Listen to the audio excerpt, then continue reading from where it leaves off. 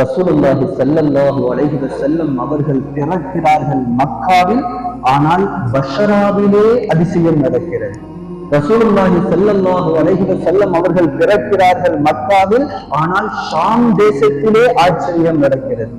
வரலாறுகளை சொல்வார்கள், பாரசீக மக்கள் 1000 ஆண்டுகளாக ஒரு பிரம்மாண்டமான நெருப்பை எரியவிட்டு அதனை வணங்கிக் கொண்டிருந்தார்கள். அந்த நெருப்புடைய பெயரே அணையாத நெருப்பு. அந்த நெருப்பை அணைய விடாமல் பாதுகாப்பதற்கென்று 200 நபர்களை நியமித்து அவர்களுக்கு சம்பளம் கொடுத்து அவர்களுடைய முழு நேர வேலையே அந்த நெருப்பை அணையாமல் வைத்திருப்பதுதான்.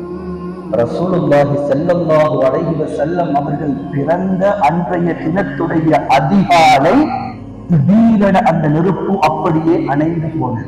ரசூலுல்லாஹி ஸல்லல்லாஹு அலைஹி வஸல்லம் அவர்கள் பிறந்து செய்த வேலை என்ன? இந்த நெருப்பை, இந்த கடவுளை, இந்த சிலைகளை எல்லாம் உடைத்து எறிவதற்கு, அதனுடைய நம்பிக்கையை மக்களுடைய மனதில் இருந்து துடைத்து எடுப்பதற்காகத்தான் பிறந்து முயற்சி செய்தார்கள். ஆனால் அல்லாஹ் தஆலா ரசூலுல்லாஹி ஸல்லல்லாஹு அலைஹி வஸல்லம் அவர்கள் பிறந்த அன்றைய தினமே 1000 வருட பழமை வாய்ந்த அந்த நெருப்பை அணைத்து ரசூலுல்லாஹுடைய வருகையை அந்த உலகிற்கு காட்டினார். அதே போல்தான் ரசூலுல்லாஹி ஸல்லல்லாஹு அலைஹி வஸல்லம் அவர்கள் பிறந்த அதே தினத்தில் இஸ்ராவுடைய மன்னனுடைய அவையிலே 16 கலசங்கள் தொங்கவிடப்பட்டிருந்தன.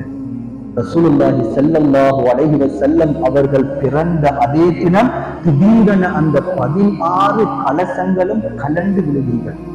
இந்த ஆச்சரியத்தை கண்ட அந்த அரசன் அந்த சபையிலே இருக்கக்கூடிய வேத நூல்களை படித்த அறிஞர்களை எல்லாம் சபைக்கு அழைக்கிறார்.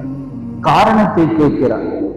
அவர்கள் சொல்கிறார்கள், 430 ஆண்டுகளாக இந்த உலகையே ஆட்சி செய்து கொண்டிருக்கும் ரோம பாரசீகர்களின் ஆட்சி 14வது மன்னரோடு முடிவிற்கு வரப்போகிறது.